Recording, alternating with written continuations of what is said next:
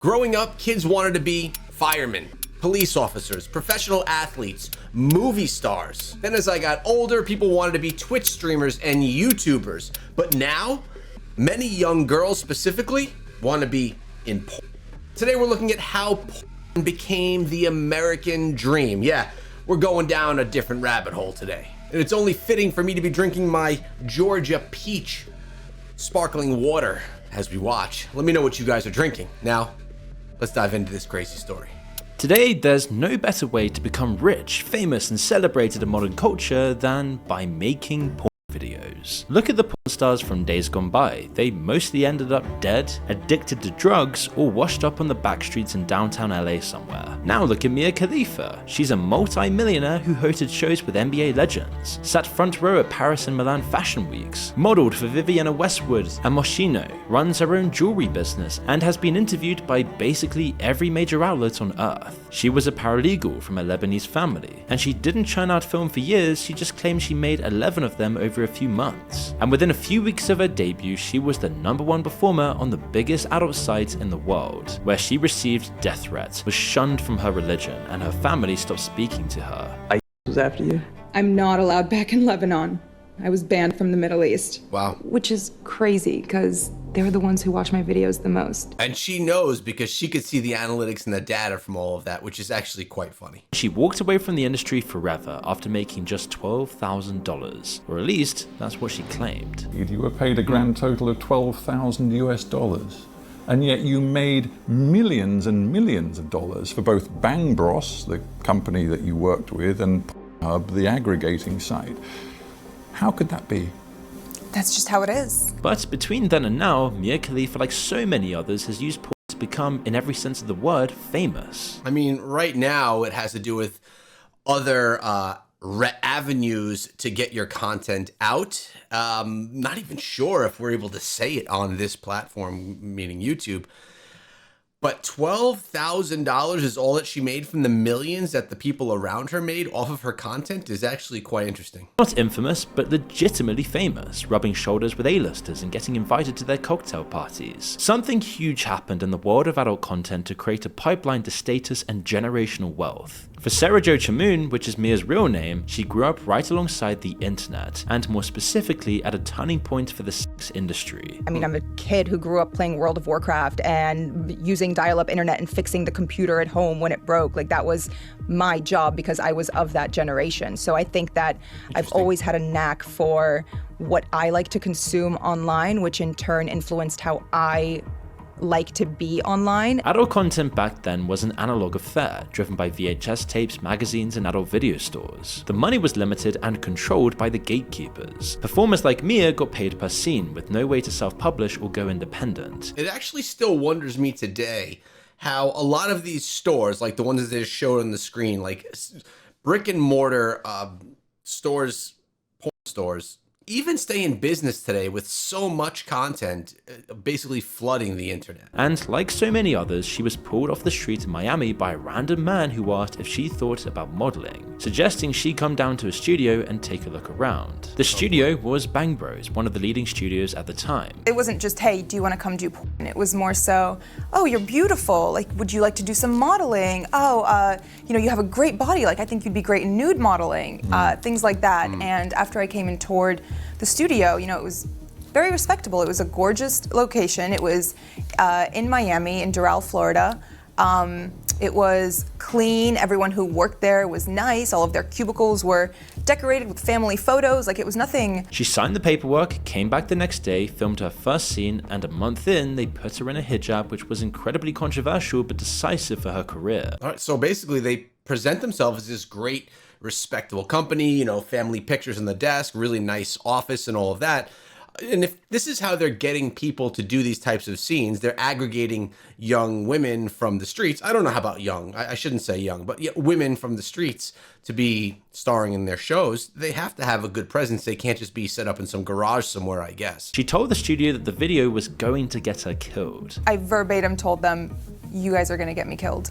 And they said, they just laughed. She did it anyway, and after it premiered, the avalanche started. Radical Islamic sympathizers hacked her Instagram and covered it in propaganda. They photoshopped a picture of her onto someone being beheaded. Her family disowned her. They photoshopped a picture of me onto someone getting beheaded.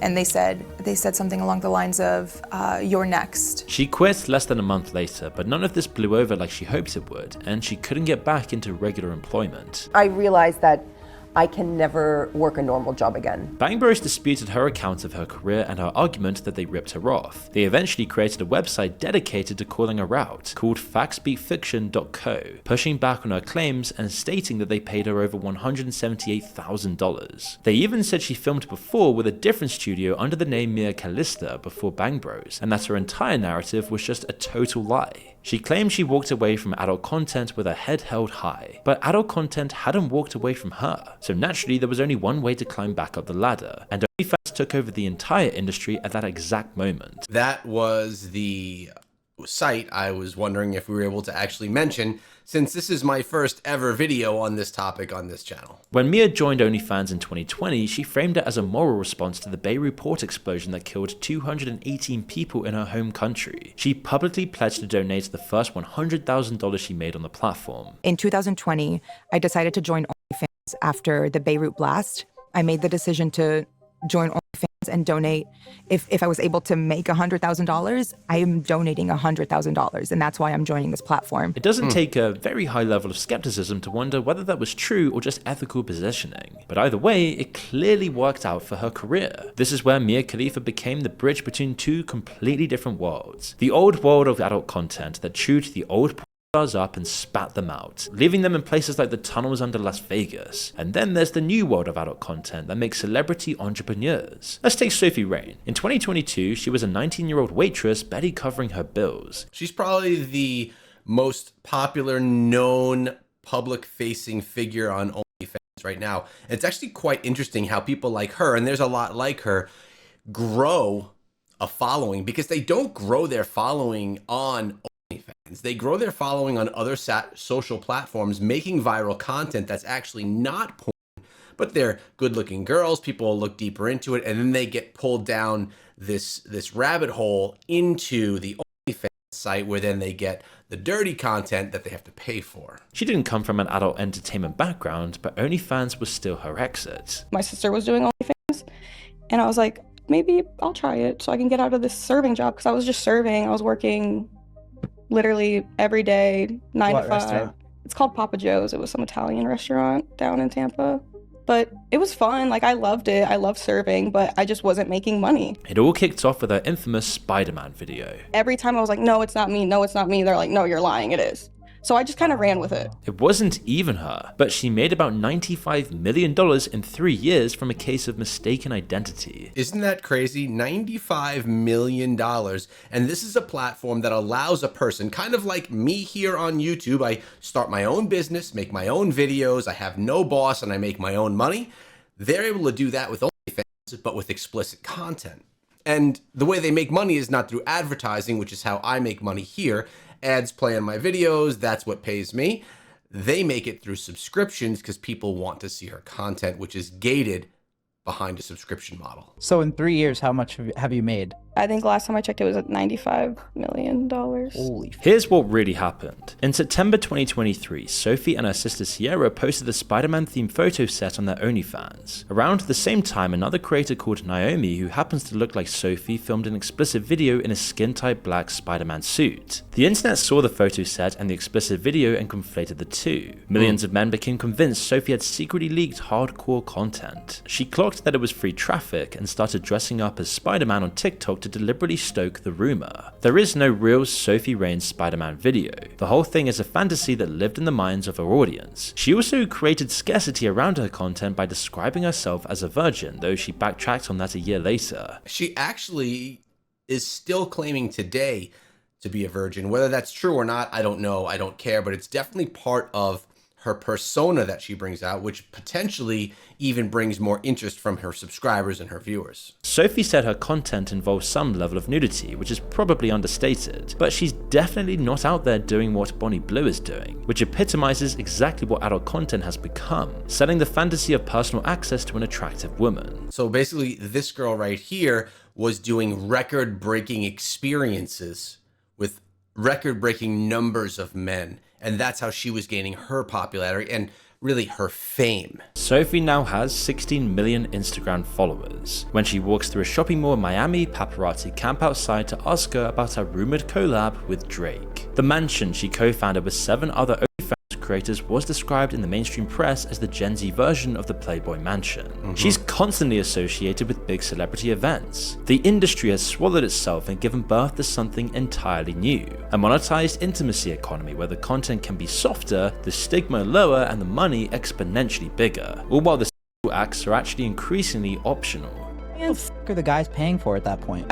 It's curiosity, and then also With that like specific person? Yeah. I guess, right? Yeah. yeah, because you can sit there and have a conversation with me, you know? Like you don't get that just from going on Instagram. Mia got paid $12,000 for explicit permanent graphic content. Sophie got paid $1.4 million by one man for messages. And that was back in 2025. It's over $6 million now. Because that platform on OnlyFans allows people to actually have, I guess you could say, one-on-one interactions virtually based on a subscription and donations and things like that. Kind of like Twitch donations if you're donating to a Twitch streamer, although that doesn't give you the one-on-one access. I want to say last time I checked, it was like 1.4. Wow. Wow. From one guy. But that was like, that's of all My time. God. That's of all time. $1.4 million from one man on that platform for her. And I've been doing this for going on 2 years now. Who the f is this guy? That's got to be like a fucking Middle Eastern prince. I'm scared. I can't say much obviously because I'm not going to air anyone's shit out. Yeah. But he's a good guy. Rightly or wrongly, it still destroyed aspects of her social life. Her parents both got fired and she became their provider. Right now, like I'm supporting them completely. They both got fired from their jobs because of me. So I feel a little bit of guilt in that, and like I feel like I need to provide for them also because my fault, I guess. She's made $95 million over the past 3 years. She could provide for her parents. I mean, give them $5 million. That's probably the rest of their life's worth of wages, to be honest. I don't know what they did, but. Sophie Rain built an empire on a video that never existed, but a couple of years before that, a young actress called Chloe Cherry ran the inverse strategy for the same result. She'd moved to Miami the week she turned 18 to do adult content, and spent the next few years becoming one of the most watched performers on Pornhub. Then during lockdown, she filmed a pornographic parody of HBO's teen drama Euphoria. Not long after, the real creator of the genuine Euphoria emailed her asking her to audition for the show. She got the part, again proving how porn can scaffold women to a new path in life. Within months of her first episode airing, she'd walked New York and Milan Fashion Week. So I've watched Euphoria. The show is crazy. I think that she's the character from season 2 that was like working with the cartel and kind of living in this like really ratty house and working in the basements doing different packaging deals and stuff. I think that's her. I have to figure that out now. I didn't know that she came from this industry to get into actual acting. Fronted a Versailles campaign and starred in the music video for Charli XCX's 360. In just under a year, she went from being the most watched woman on a specific Pornhub category to being a face the fashion industry was actively competing for. This isn't entirely new. 20 years before OnlyFans existed, a young LA socialite proved that a leaked sex tape didn't have to end a woman's career. Were you about to talk about Kardashian? It could actually build one. That woman was Kim Kardashian, one of the most widely known names on the planet. By the way, this was apparently not leaked. This was actually a planned release of a tape, and it was a media stunt by her agent, disguised as a leak. And this is essentially how she became famous as well, using sexuality. The promiscuity of people like herself and Paris Hilton was creating sex entrepreneurs without going through the porn industry. It was classier, more refined, and more marketable. The Kardashian tape was filmed with her then boyfriend Ray J in 2003. It went public in February 2007. At the time, an explicit video of a young woman with no particular fame or career wasn't viewed as the norm like it might be today. When these tapes leaked, they were massive news stories, and the entertainment industry was paying very close attention. Because somewhere in the media frenzy that followed, someone in a boardroom ran the calculations. And the math said that what happened to Kim Kardashian could be converted with the right packaging into one of the most lucrative television deals of the decade. Keeping Up with the Kardashians premiered 8 months later and propelled the whole family to the center of celebrity culture for nearly a decade. And apparently, the mother, she was a part of this tape getting leaked, and it was a ploy, it was a plan to get the entire family famous, start with this Kardashians show, and literally just get famous across all of media. Today, Kim Kardashian's worth roughly $1.7 billion, and the tape that kicked it all off is a mere footnote in her CV. Would you be where you are had there not been a sex tape?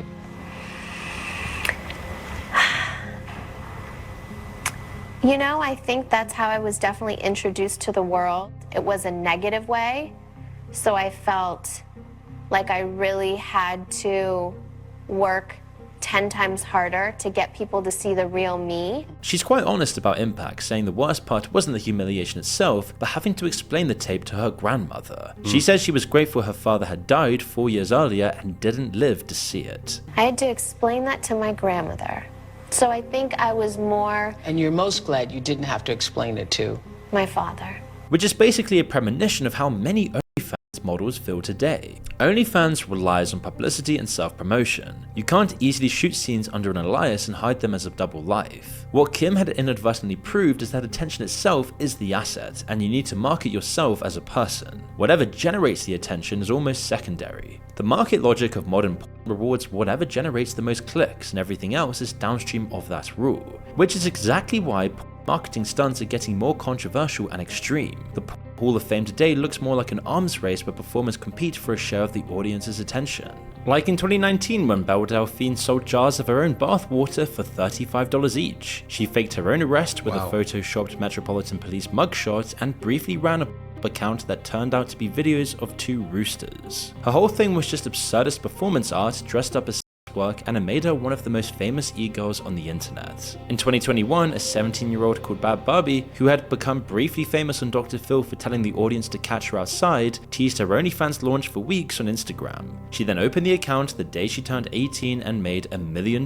in 6 hours. See, and this is what I'm talking about. They're successful on these platforms because they're promoting it on other platforms and bringing the hype to that platform. That's crazy. Lil Tay would then follow in her footsteps years later. In May 2025, an Australian creator called Annie Knight hired a swingers club on the Gold Coast and had sex with 583 men in 6 hours. She was then hospitalized with vaginal bleeding and posted the hospital photo to Instagram, captioned, "I guess 583 guys in a day isn't that good for your body." In October 2024, the 23-year-old British model called Lily Phillips invited 101 men into an Airbnb and had sex with all of them in a single day. She filmed it as a documentary. A clip of her crying afterwards, her friend's arm around her, got 200 million views in one tweet. She has then since faked a pregnancy, faked an arrest, filmed a classroom roleplay with 18-year-olds, and announced she'd be beating the existing world record by sleeping with 1,000 men in a day. And then of course there's Bonnie Blue, who took the record at 1,057 men in 12 hours. She also faked a pregnancy and will risk arrest, deportation, or practically anything to stay relevant. And somehow this has gotten her on the podcast circuit like all of these girls. These stunts echo the much wider trend across social media where AI slop and brain rot content dominate for their acute ability to hijack our dopamine. Mr. Beast, Sidemen, and others mastered that formula with escalating challenges that became more and more outrageous, leaving nothing off the table in the pursuit of attention. I mean, you have to think about, these people want to be famous, they want to be rich. Okay, that's a lot of people. Even back in the day, before the internet, it was with being a Hollywood star. That's how you would get famous, that's how you would get rich. Now, people could take it into their own hands with these platforms, but back in the day, you didn't lose your dignity to get there. Here, you have to do what many people will say are disgusting, terrible things. Your dignity drops. Your money, your fame explodes. if you do it right. It's all pervasive, and adult entertainment naturally made a home in social media's algorithmic universe because ramping up the shock value is so easy when it's someone's body. Behind all of these stunts is usually an incredibly well-engineered business that proves how much porn is transformed. They have staff, a logistics operation, and marketing budgets rivaling tech startups. Probably the biggest weapon they have in their marketing arsenal is those who oppose them. It's all the Karens sat at home that are going to complain about me being here that are making me rich because they make it blow up. And then when they're sat at home complaining about it to their, their husbands, they're then wanting to come and subscribe. Putting their self-destructive elements of the lifestyle aside for a moment, they're savvy operators who understand the algorithm, the incentives, and the market better than anyone. Sophie Rain's instinct to leverage a video that wasn't even hers is annoyingly smart. Bonnie Blue will hang around any big influencer of the time, whether it be Andrew Tate or the Nelk Boys, as she knows doing so will keep the money pumping into her operation. Mia Khalifa found a way to make herself look innocent in front of mainstream audiences, and this is why culture had to stop ignoring them. Every magazine, podcast, and TV channel is starving for attention, and these women are sitting on more of it than anyone else in the room. Ignoring them doesn't make them go away, it just hands the traffic to whoever covers them instead. So the commercial decision becomes to platform them, like when Bonnie Blue said this on UK daytime TV when anyone could have been watching. You're like a Premiership footballer. You're balls. I mean, I work with balls, so it's the same There we thing. go. So barely legal, 18-year-olds. Because as I started my content, I realized it was not necessarily relatable to the average person. And I wanted to make my content relatable. I'm just a girl, I'm relatable, I'm sort of the girl next door vibes. People commented things like interviewing a at 10:35 AM is okay for family viewing? And how can they have this conversation on morning TV as if it's normal? Imagine if you were a kid watching that asking your parents who Bonnie Blue was. That is true. This is morning television. People watch it with families. Very strange. It's a difficult conversation for parents to have to try to understand or explain. And what she meant by working with bulls or switching to barely 18-year-olds. But there is another side, far away from this very public layer, that we've not yet explored. Because while the conversation has spent the last decade arguing about whether those women are empowered or exploited, two-dimensional or sophisticated, victims or villains, the really smart ones are those who built the industry. You can almost certainly picture some of the girls in this video. You know what Mia looks like, you know what Kim looks like, you'd recognize Bonnie Blue in a supermarket. These are some of the most visible people alive. The men who own the platforms they work on, however, are notoriously invisible. When Mia Khalifa was filming for Bang Bros in late 2014, Bang Bros was independent, but was soon rolled up into a vast internet empire backed by institutional cash and managed by faceless executives. The parent structure behind most of her distribution was a Canadian-operated conglomerate called MindGeek, which owned Pornhub, RedTube, Brazzers, and several hundred other sites, all controlled through a network of shell companies across the world. One of its recent owners, a guy called Bernd Bergmair, wasn't known to the media or photographed in public until recently. MindGeek wasn't just built for the love of the game, it was backed with nearly $500 million from JP Chase among other major investors, and weirdly, even Cornell University. The same institutional capital that owns stakes in Meta, ByteDance, and Google is also indirectly exposed to the adult platforms and the companies that profit from them, which means ordinary people's retirements are in very small and very diffuse ways invested in the same economy that Bonnie Blue is helping to expand. It's the next level, springing out of the studios and making the girls do most, if not all of the legwork. And when you look at what OnlyFans really is, it looks exactly like Amazon, Fiverr, or DoorDash. Thousands of near-identical thumbnails of near-identical women doing near-identical poses, all fighting for the same attention, all undercutting each other on price, all promising more than the last one. It personifies the direction of today's tech industry. It's the gig economy with sex as the product, using a subscription model backed by viral marketing. On the top layer, the man who owned OnlyFans until his death in March was worth $4.7 billion.